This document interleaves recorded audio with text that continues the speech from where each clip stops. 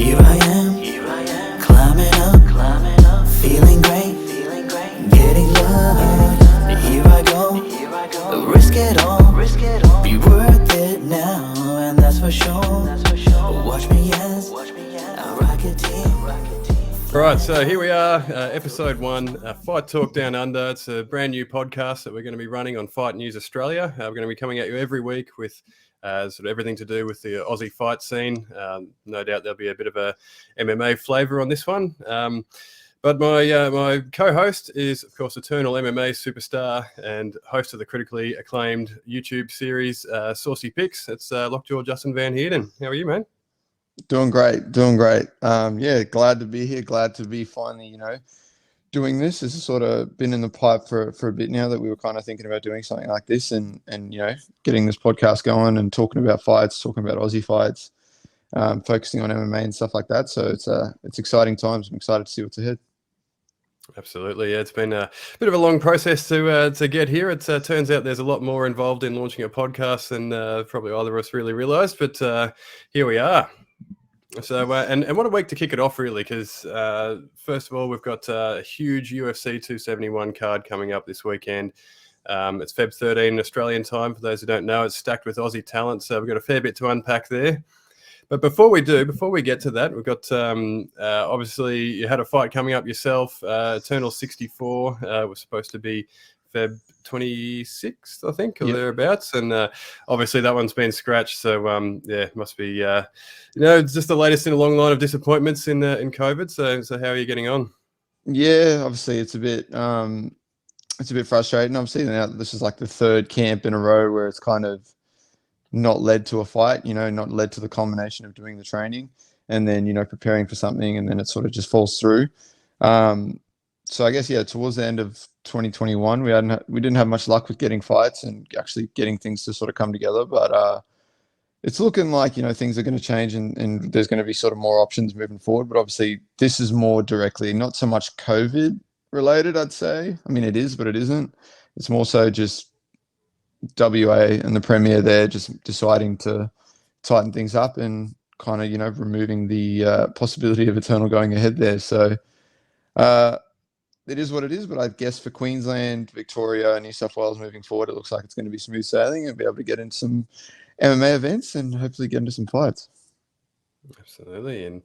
And speaking of fights, obviously, as mentioned, UFC 271 this weekend. So we've got a lot of Aussie talent here. We've got Jacob Malkoon, Casey O'Neill, obviously Tai Tuivasa and Robert Whittaker on the card. So it's kind of like I guess we can't do UFC events in Australia just yet, but they've packed all the Aussies in there just to sort of make a bit of an Australian flavour on the event. So that's pretty exciting. But the first one up on the card, of course, is Jacob Malkoon, who's taking on AJ Dobson.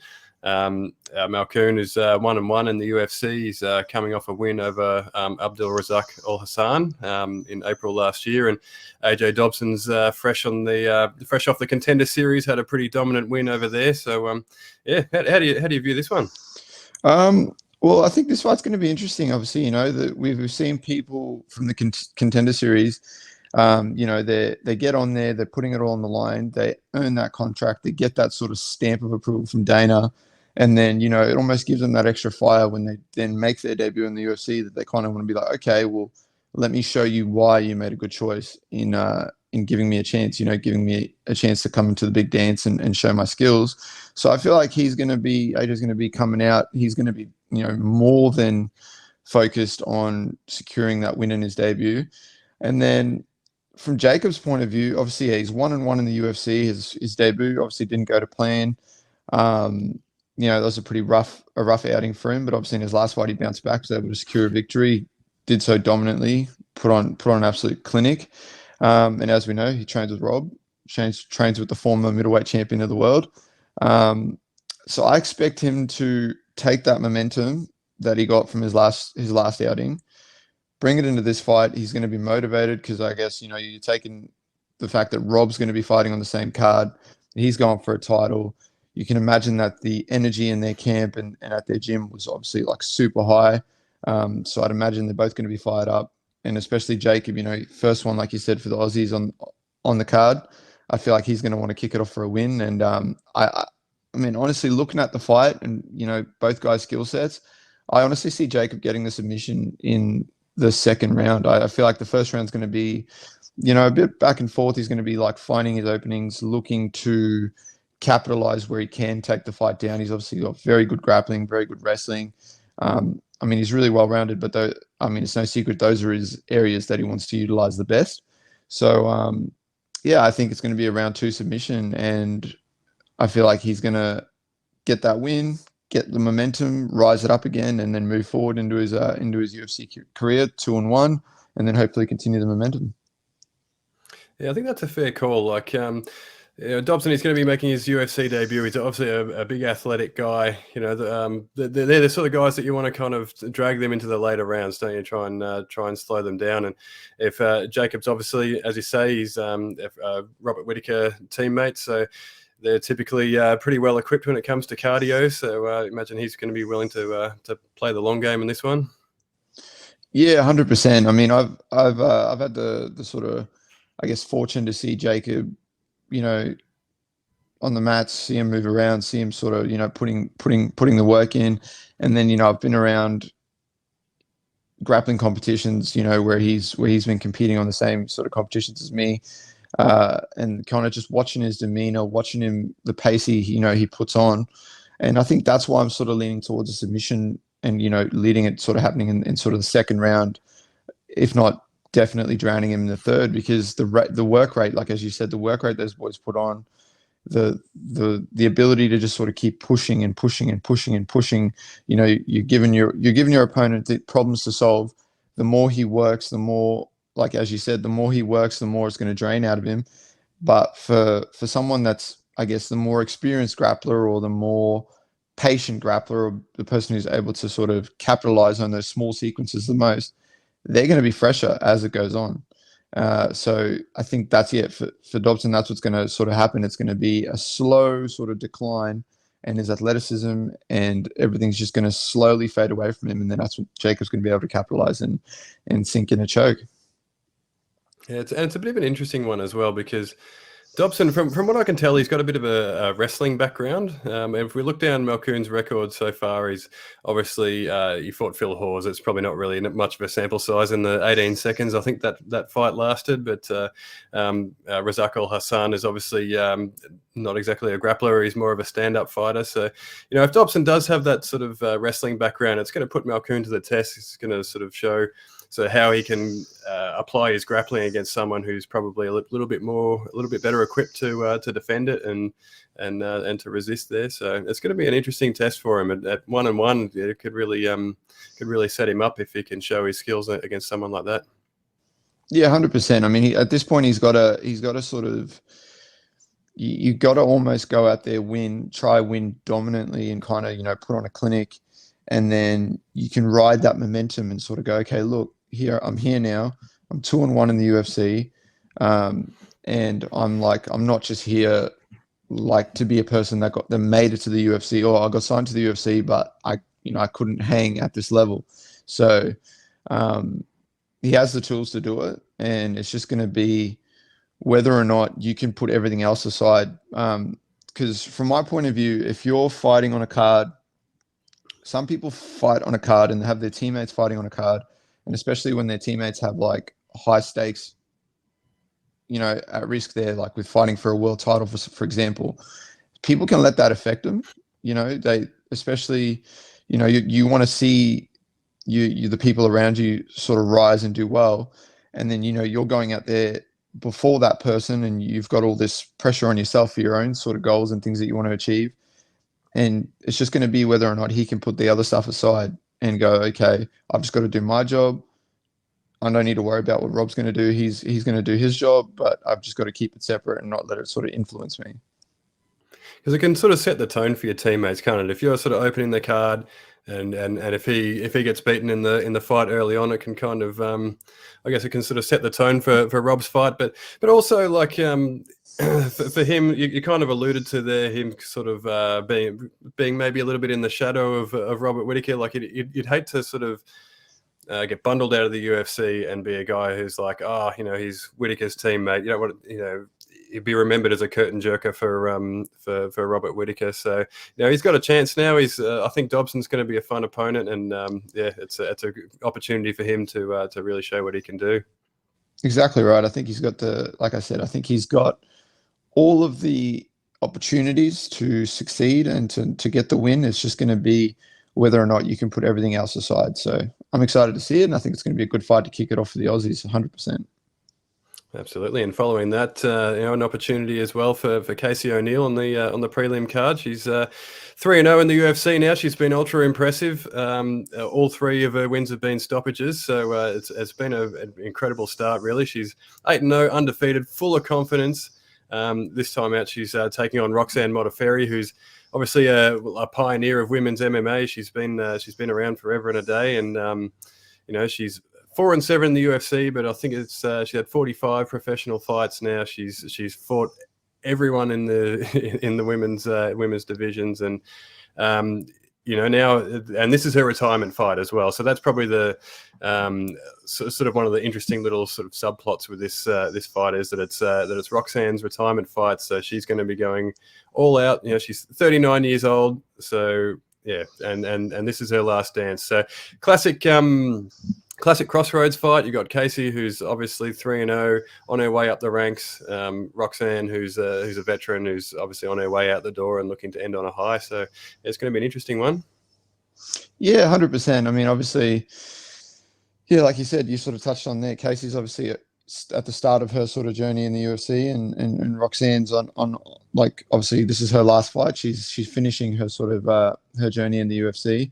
So it's that classic sort of tale of, okay, it's the passing of the guard almost, in a sense. Like you sort of said, Roxy's one of those people. She's so likable for everyone and any fans of fighting, and she's just got that good attitude of, okay, I'm just going to get in there. I'm going to get after it. I'm going to fight anyone. Doesn't matter who it is, and I'm just going to do what I can do. And if it pays off, it pays off. If I happen to hit a little setback and lose, she's straight back into it again and ready to back it up again. So, you got to appreciate that. And I think obviously, we want to see the Aussies do well. You want to see Casey succeed and get another win and move closer towards the top sort of ranks and start doing that. But at the same time, you can't be overlooking Roxy at all.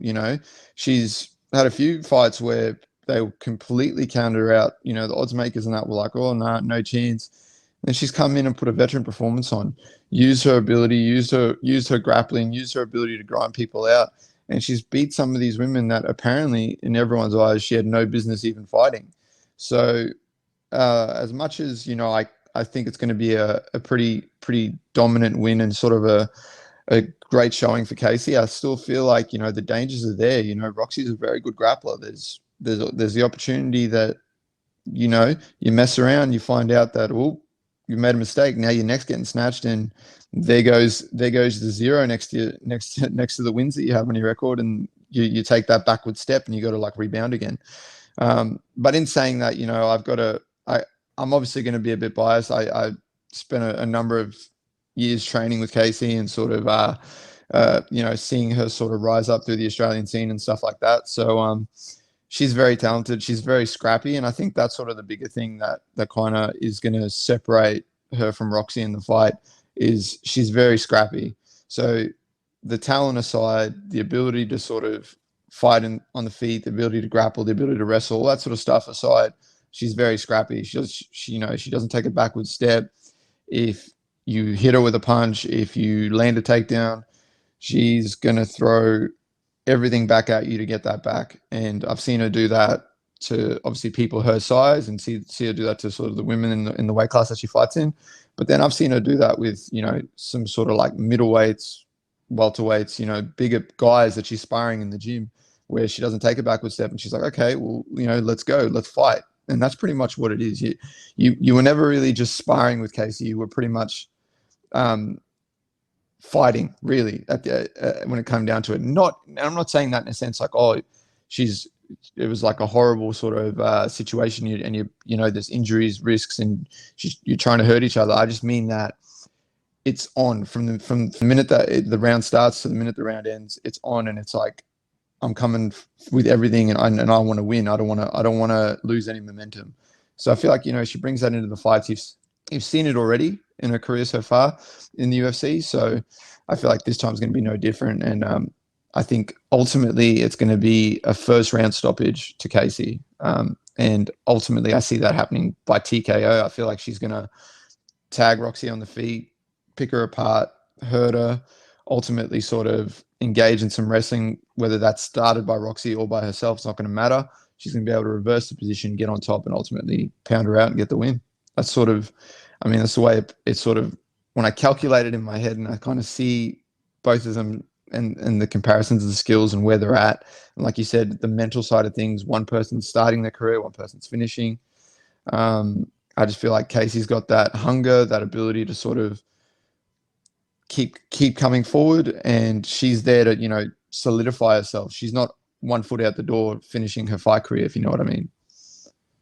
Yeah, absolutely, and I think probably the physicality might be a little bit of a difference in this fight as well. Like Casey's quite a physically strong sort of fighter. She's really just been able to, even when she's sort of found herself in some sticky positions, she's just been able to kind of power her way out of situations as well. And I think that might be difficult to deal with for Roxanne. I think she's not as sort of physically powerful as some of the other girls in those divisions, so I think that's going to be a big advantage for Casey. But it is a bit of a banana peel sort of a potential banana peel sort of fight there, as you touched on. Like I think the Macy Barber fight is probably a cautionary tale there. Roxanne Modafferi was a huge underdog in that one, probably ruined everyone's multis when she, like you say, she put on a bit of a veteran performance and managed to beat Macy, even though there was an injury involved. But I think it's probably something for Casey to look at. I'm sure they've done their homework, but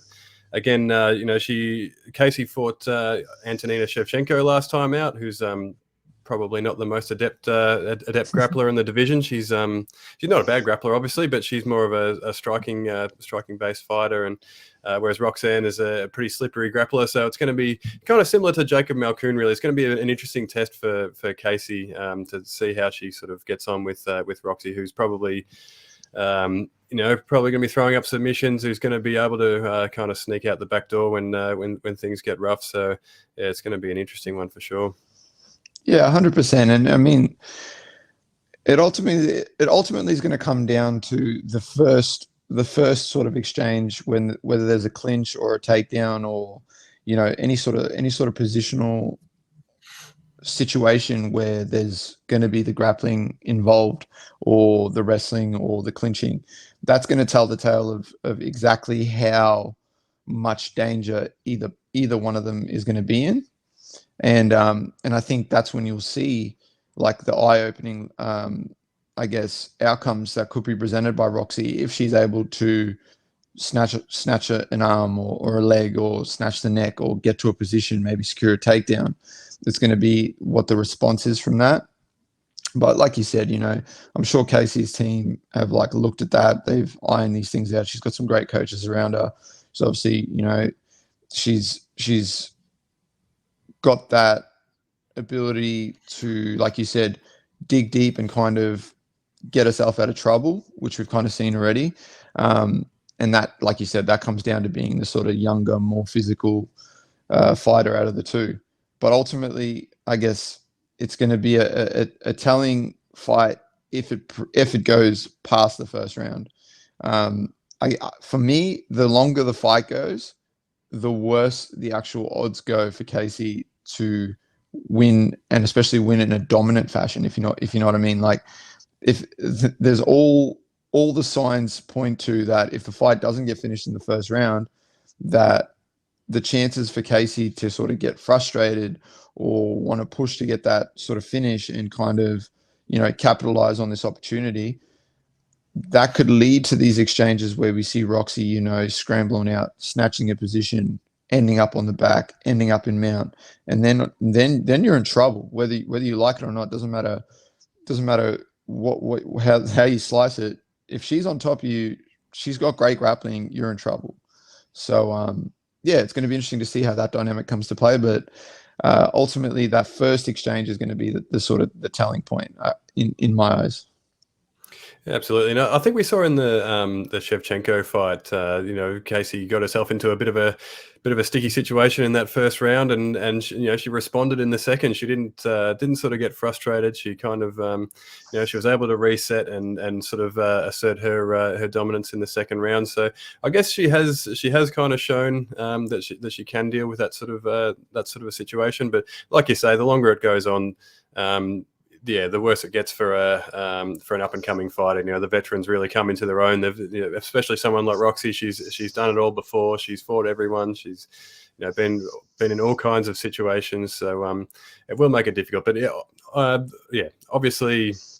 I agree with you. I think Casey's going to be too much for Modafferi. I think she's just the new breed of fighter, and I think she's going to be too much for her in the end. But it's going to be a good watch for sure.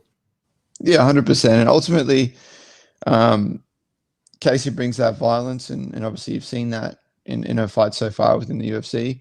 But I guess best case scenario for me as a fan of the sport and as a fan of, Roxy is, like I said, it's her last fight. It's a retirement fight. Ultimately, I'd like to see her, come out of the fight, regardless if she wins or loses, but, come out without any sort of serious, I guess, damage or anything like that. It'd be nice to see her sort of walk away from the sport in a positive way and still be sort of in one piece after the fight. Yeah, she's someone that you just want to see do well, Roxanne. She's just, she's just such a nice, sort of happy person. It's not really typical of a fighter, to be honest. She's just so sort of friendly and kind of gentle natured. So you always want her to do well, or at least not get hurt. But sometimes it's hard not to wear the Aussie goggles as well. We like to see the Aussies do well. So I think it's going to be a fun fight. And also, we'll touch on the preliminary card. Not Australian, but a Kiwi. We've got Carlos Ulberg, who's fighting his second UFC fight. He's taking on Fabio Charont of France, who's 0-2 in the UFC. He's got his back against the wall. You would think normally 0-3 is a ticket out the door. So. So Ulberg, city kickboxing trained. He's 31 years old. He's had one UFC fight in which he lost to Kennedy. I'm not even going to try and pronounce his surname, to be honest, because I think I'm going to butcher it.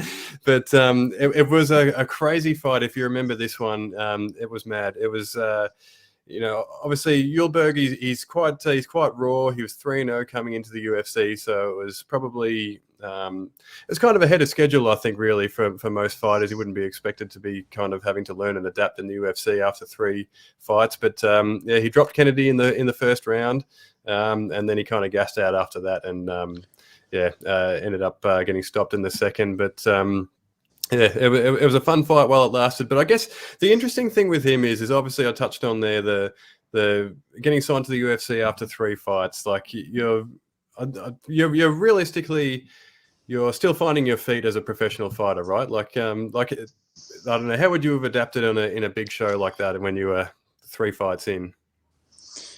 Yeah, I think that's exactly right. 3 fights in, and you're being signed to the biggest promotion in the world, and then you're getting in there, and you've got all this hype around you because you come from city kickboxing. You train with people like Adesanya, Hooker, Shane Young, Kai France, all these guys.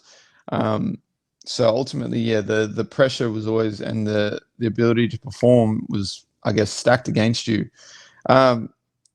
Look, without sounding too terrible, Carlos got signed because he's trains at City Kickboxing. He's a teammate with all those guys I mentioned before. He's a handsome dude. He's marketable. I believe he was the Bachelor in New Zealand. He was on the Bachelor in New Zealand potentially. I think he was on some sort of some sort of thing like that. So you can understand from a business point of view, like why wouldn't you sign the guy? But I do believe he has the ability to compete. He has the talent. He has the ability to compete. He's a big guy. He's an athletic guy. But I just feel like you sort of said, it's a strange thing to go from being 3 fights in to fighting in the UFC against someone who didn't get there after 3 fights and just walk in the door. This dude had to grind to be there, and he came into that fight ready to kill Carlos. It wasn't like I don't want to speak of what Carlos's mindset was, but I guess from the watching him in fight week, seeing the stuff that he was saying to the media and how he was kind of carrying himself, he almost came into that fight like with a sense of like, oh no, this is going to be light work. I'm fighting on the same card as my teammates. It's going to be all good. Go in there, get a win, and that's it. It's kick off my UFC career.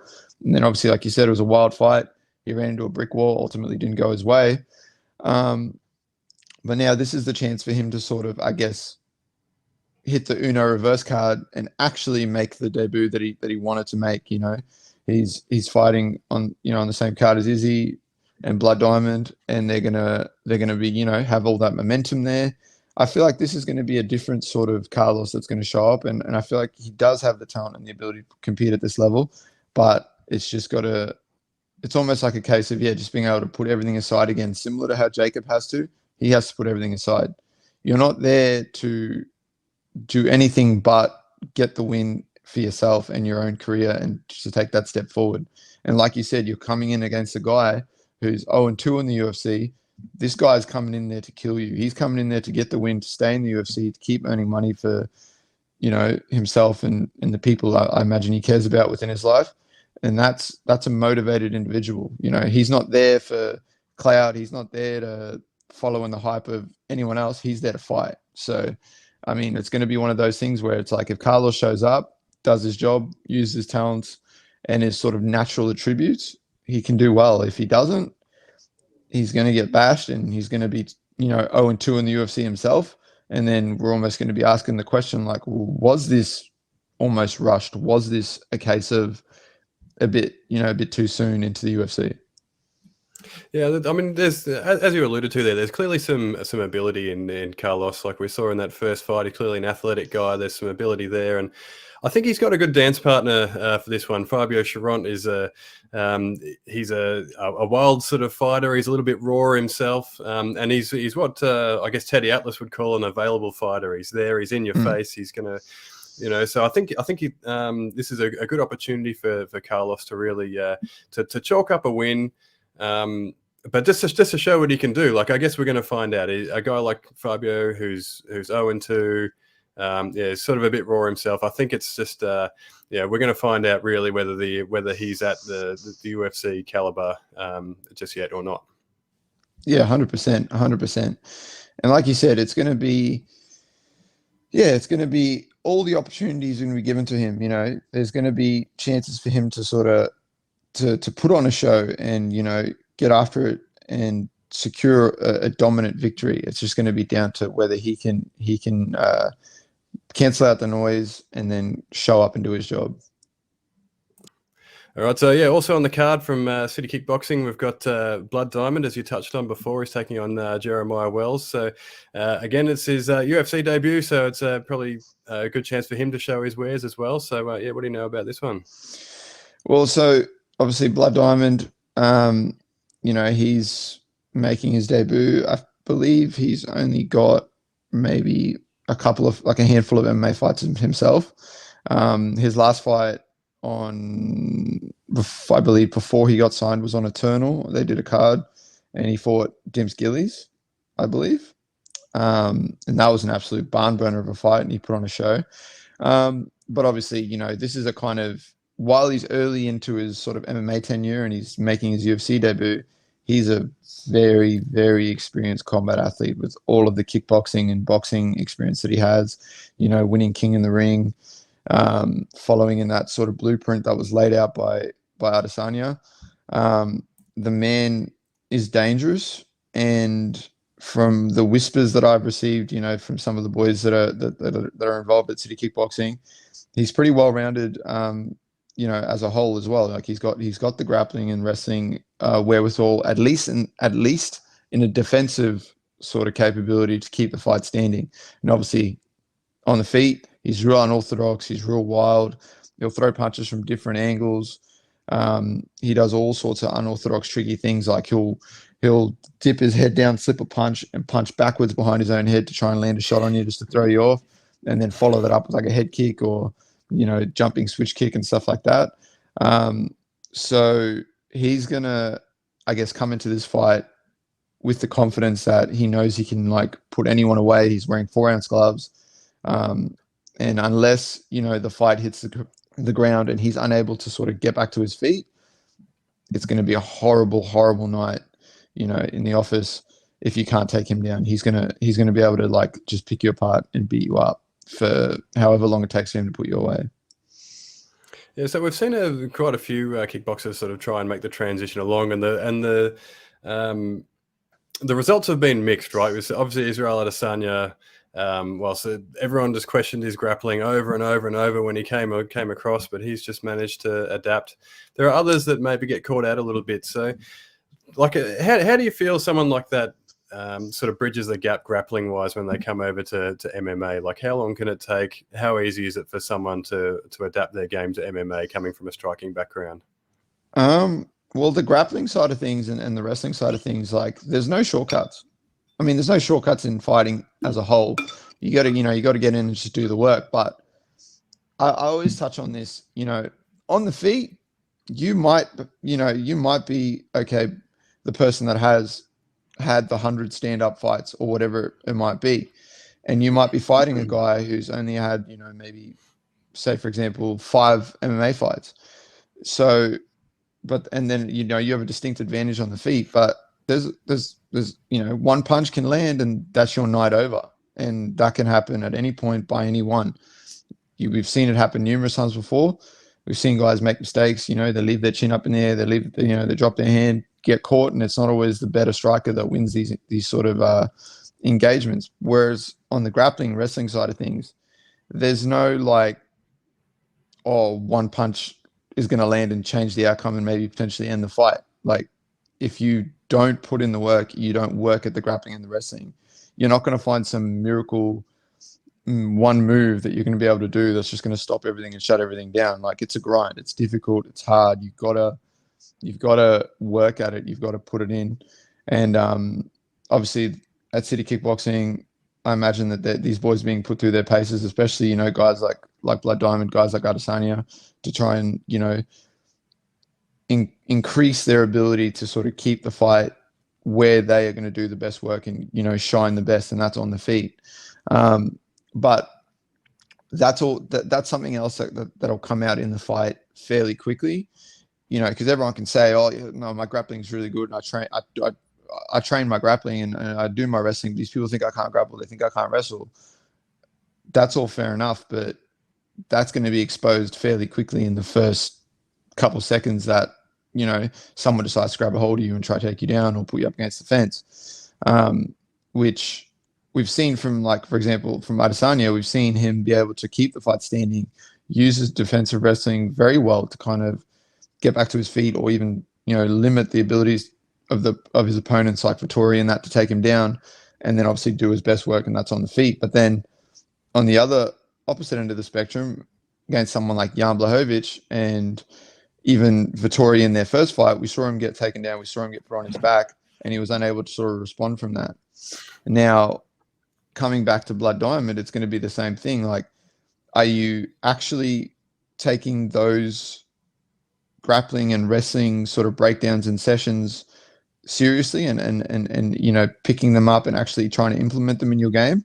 Or are you just doing it, going through the motions, being like, oh, today's wrestling, whatever, we'll just wrestle?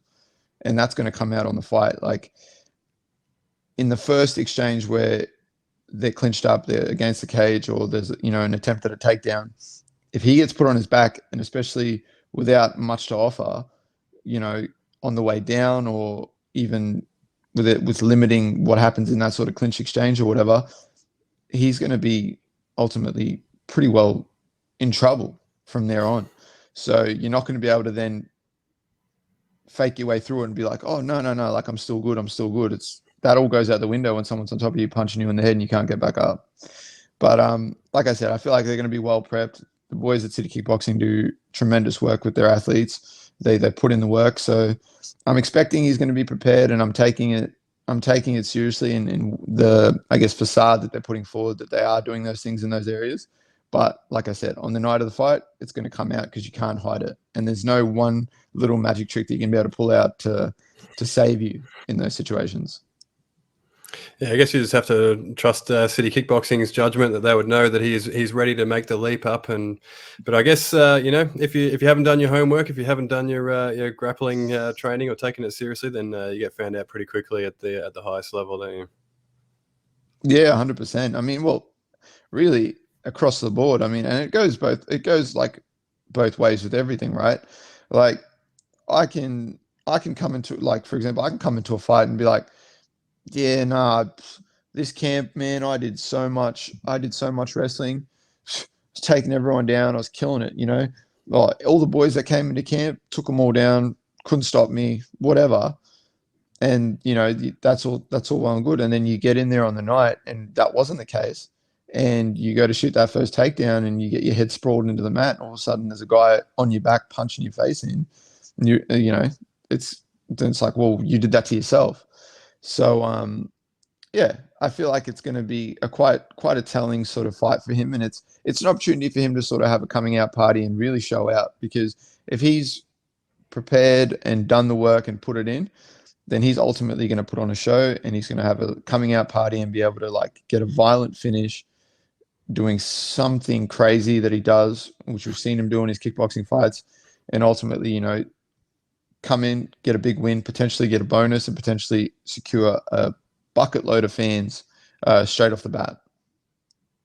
Absolutely. And speaking of highlight reels, our highlight reel finishes, and maybe someone who was also guilty of not doing their homework early on in their career, it's in the co-main event. It's Bam Bam Tai Tuivasa, who's taking on Derek Lewis. Now, he's come out in the media and said that he was actually drunk when he accepted this fight, and you would probably have to be, really, because Derek Lewis is a hellacious puncher. But have you ever been drunk when you've accepted a fight before?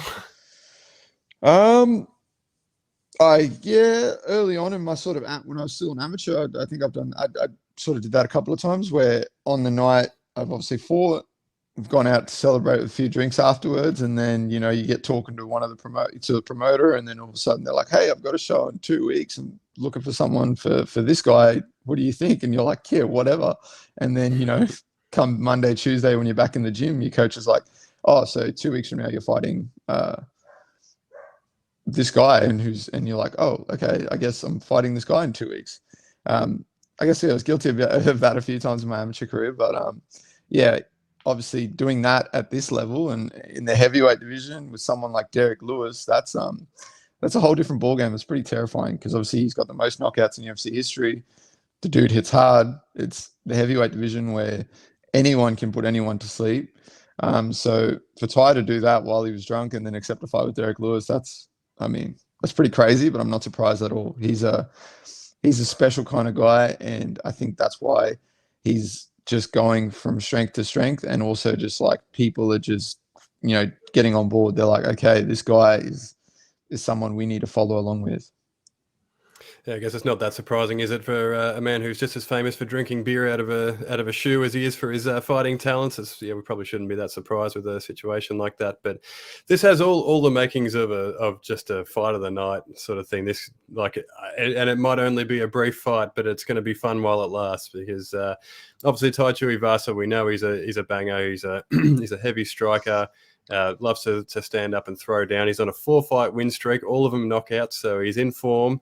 He's just come fresh off a win over Augusto Sakai in December, in which that was an absolute demolition job in the end. But Lewis is coming off a brilliant KO win over Chris Daukaus as well, who's a really sort of exciting upcoming talent too. So, he's 10 fights into his UFC tenure now. He seems to have found his way. Tai Tuivasa has obviously been training at American Kickboxing Academy. Which has sort of added to his grappling arsenal and a bit of sort of added a bit of fight IQ to his game as well. But anyway, how do you see this fight playing out? It's going to depend on if Ty is going to show up to this fight as the sort of more patient, well-rounded athlete that he's sort of shown he is now in these last 4 fights, or if he's going to get in there, cop that first punch from Derek and be like, okay, let's just scrap, and then just ultimately stand there and try and throw big bombs until one of them gets put to sleep, like we kind of saw in the Greg Hardy fight. And obviously that time it went his way, but Greg Hardy is a vastly different opponent than Derek Lewis. Derek Lewis is a scary, scary puncher. He obviously can put anyone away, and he's shown that, being that he has the most knockouts. So it's just going to depend on whether we see Ty kind of mix it up. You know, you kind of saw it in his last fight with Augusto, and even at the start of the Hardy fight, he was landing a lot of low kicks. He was digging in low kicks. He was working from range. He wasn't just sort of standing in the pocket and swinging until towards the end of that fight. Obviously, they started doing that, but at the start, he was working from range. He was throwing a lot of kicks, and you know, like you said, he trained at AK. He's obviously picked up on the stuff with the wrestling and actually just getting after it and doing the work. Because even in his last fight with Augusto, we saw him kind of change the positions on the cage, ultimately control Augusto on the cage, and then every time they disengaged, he was throwing big bombs, even ultimately faking some level changes and just getting a hold of him to kind of throw him off a bit, and then go back to doing his best work, and that's with his punches and his kicks. So I feel like for him to capitalize in this fight and to get this win, to make it 5 in a row and potentially get another finish, he's going to have to mix it up. He's going to have to use those low kicks, and ultimately try and press Derek up against the cage and kind of do that work that he did in his previous fight, where he's working the clinch against the cage. He's landing the big punches when he can, but then ultimately he's staying safe, getting back out of range, using his kicks and kind of picking him apart that way. I think if he just stands in the pocket, as much as I want to see the Aussies do well, I do not like his chances of doing that with Derek Lewis. I think, yeah, that's going to be a bad move in the end, and ultimately a horrible fight IQ from someone who's on a 4-fight win streak and shown that his fight IQ has improved tremendously. Yeah, absolutely. I guess that's the game that Tai Tuivasa has played sort of early in his career, is standing in the pocket, but you're really one punch away from disaster with Derek Lewis in the end. But I guess like you touched on there, 4-fight win streak for Tai Tuivasa. Obviously, Derek Lewis is only 1 fight removed from an interim title fight, so that puts Tai Tuivasa unbelievably, given that he was 4 fights ago, he was released from the UFC, or so it was rumored anyway.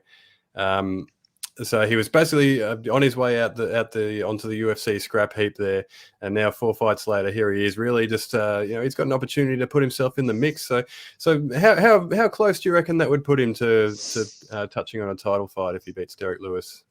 If he goes out there and finishes Derek Lewis, we got to be talking about potentially him fighting either one fight or fighting for a belt, or potentially even fighting for an interim belt, with the situation with Francis and what's happening with his injury and his kind of battle with the UFC at the moment over the financial sort of stipulations that are involved. You like you said, Derek Lewis just fought for an interim title. Ultimately, the outcome I see is if Bam Bam comes out and wins this fight, he can either be fighting potentially Stipe or Cyril for an interim title. But ultimately he's going to either be fighting for an interim title, or he's going to be 1 fight off fighting for the world title. I'd like to see him go off a win now, be on a 5-fight win streak, go for a belt. That, he's an Aussie, we want to see them do well.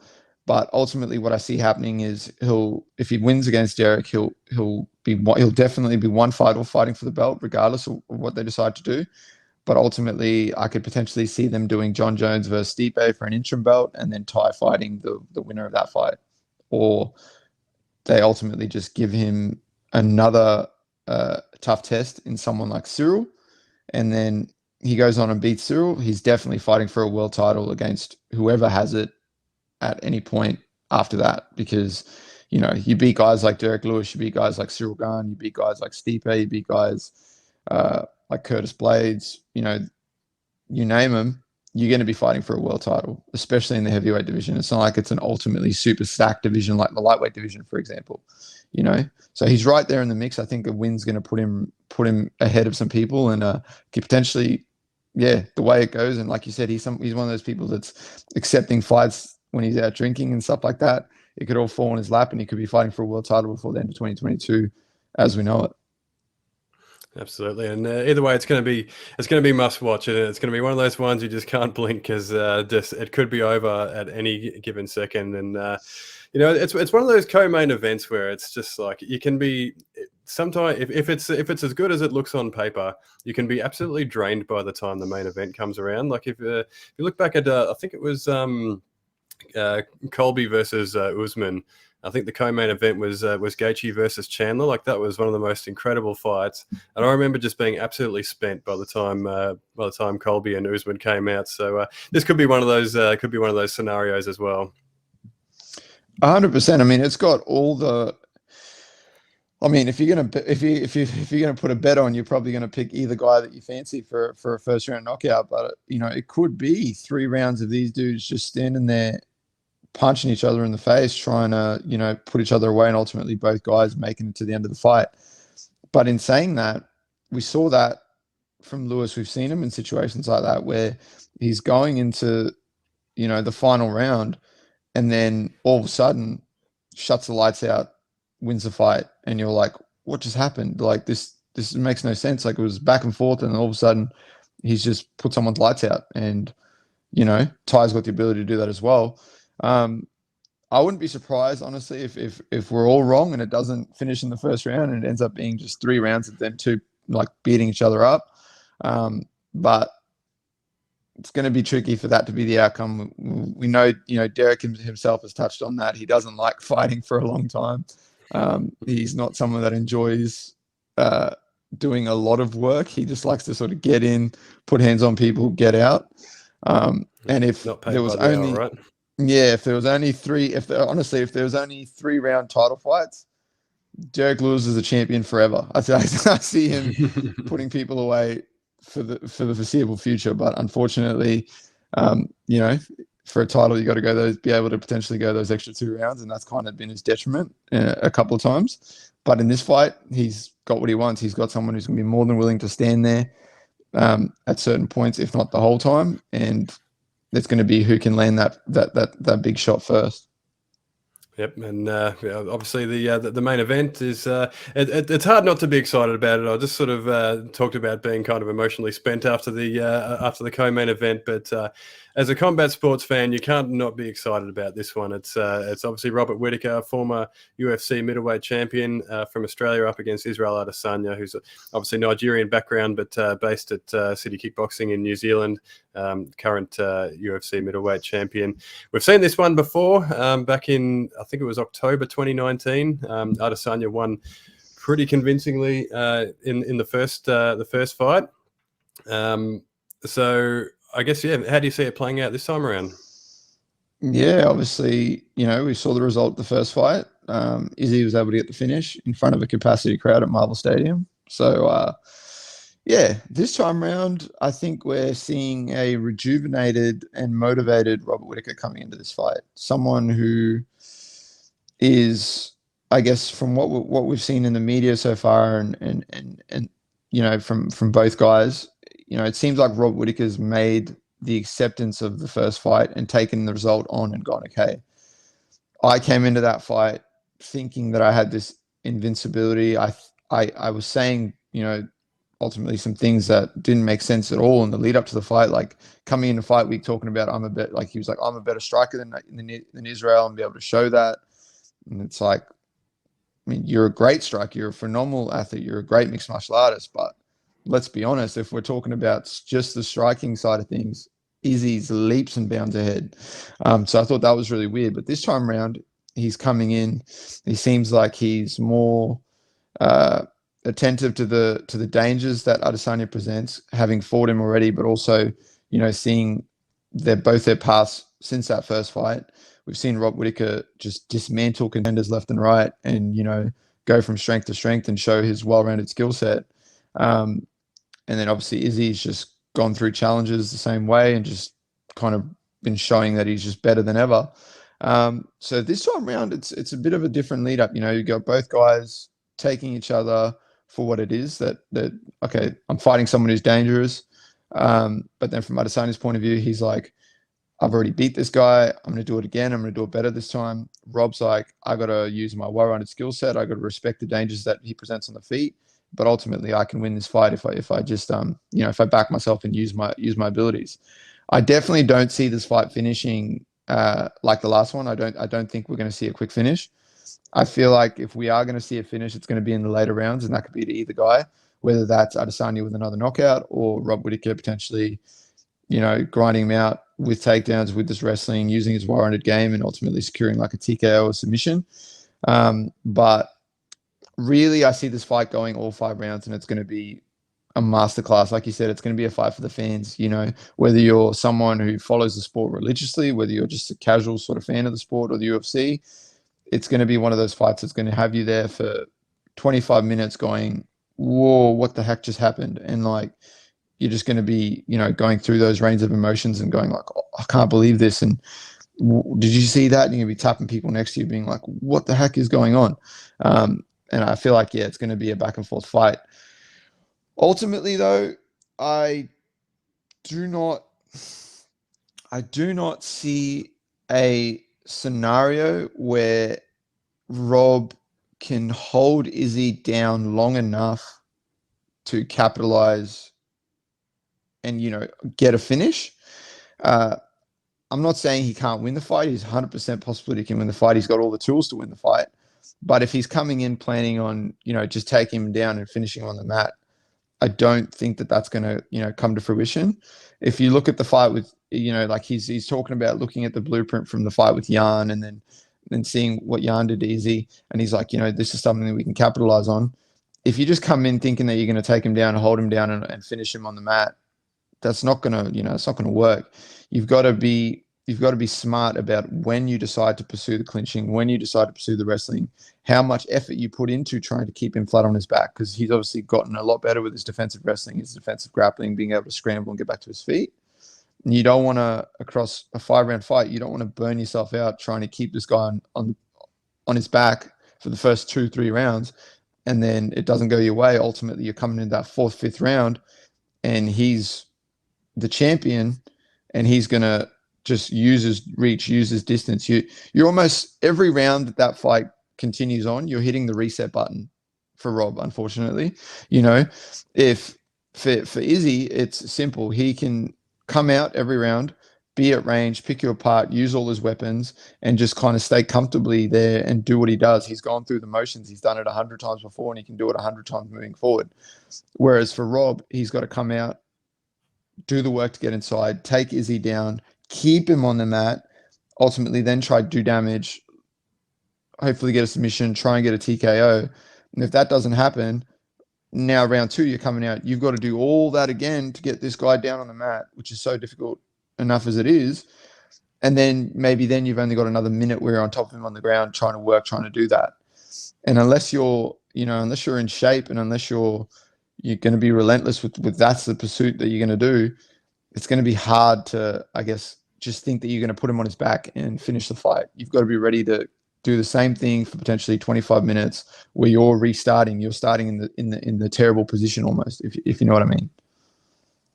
Yeah, it feels like for Robert Whittaker, a lot more has to go right for him to win this fight, right? Like I feel like Adesanya sort of has some advantages there, and like you touched on there, a lot has to go right for Robert Whittaker. But I think it's their skills are so well matched up. It's even if not a lot is happening in the fight, it's going to be really entertaining because it's just going to be a chess match. Like we kind of saw that with when Whittaker fought Darren Till.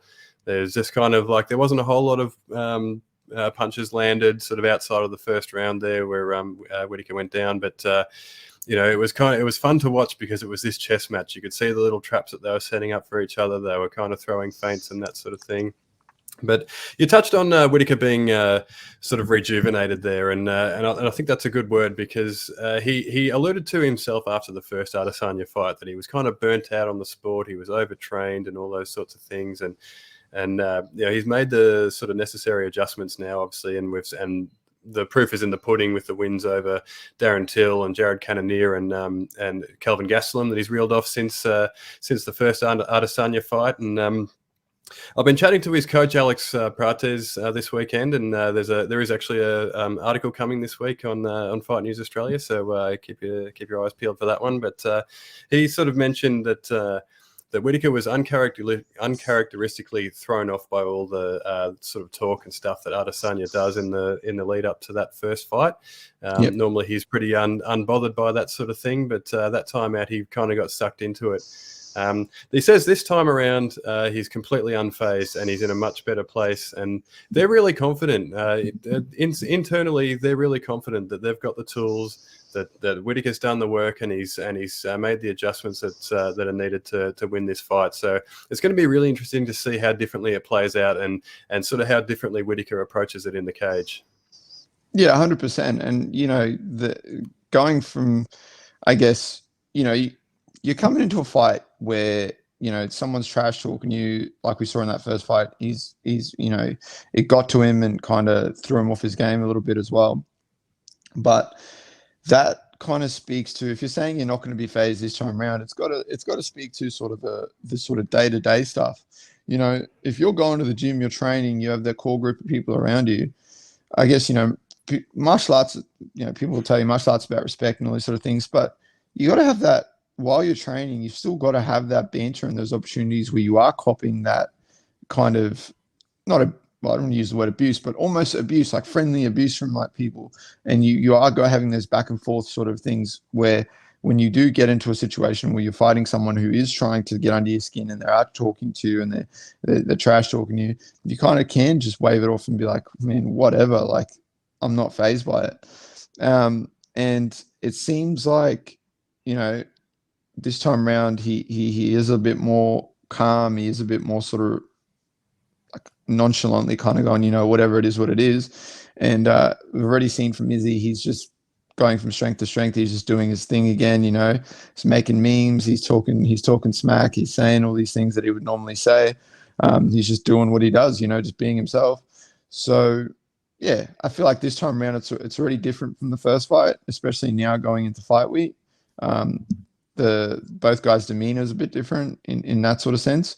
But ultimately, as the week progresses, we're going to see if that's really the case, if Rob's really not bothered by anything, and if he's really sort of a different person that's showing up for this fight as opposed to the first fight. And that's going to come to fruition towards the end of the week when you start getting into press conferences and you start talking about weigh-ins and media, like stuff like that. We're gonna see if that's really the case, or if he's actually, kind of just putting on a front and trying to have an air of confidence that he's not bothered by anything that he's doing. But the other sort of factor of that is how much is Rob going to, even if he's unbothered by the trash talk and that sort of stuff, how much is he going to look to engage in that? Potentially that could be something that we kind of see from him. Rob's the kind of guy where you've seen it all through his career. He'll like engage in sort of like a friendly trash talk, and he's joking around. He loves a bit of a laugh and all sort of stuff like that. But we could potentially see him come into this fight, get into fight week, get into the press conference, get into the media, and himself start capitalizing on the trash talk and try and get under his skin and upset him a little bit. I wouldn't be surprised by that at all if he decided to try and flip the script a bit. Absolutely, and yeah, well, I guess it's all going to play out this Sunday, Feb 13th, Australian time, of course. The prelims will be on UFC Fight Pass, KO, all that sort of stuff, and the main card, of course, is on pay-per-view, UFC.tv.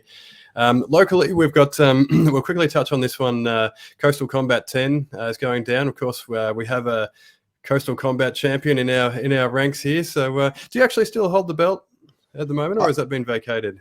I currently still hold the belt. Unfortunately, yeah, that's been, something that hasn't come to fruition with having the chance to sort of defend it. A bunch of different factors. There's been like the COVID stuff. There's been, just availability sort of things where, as a fighter, you've got to capitalize on opportunities, especially in this time with COVID. You've got to capitalize on when they come to you. So it's been unfortunate that a lot of the times when they've been sort of matching their shows for Coastal, I've already been committed to another fight on a different promotion.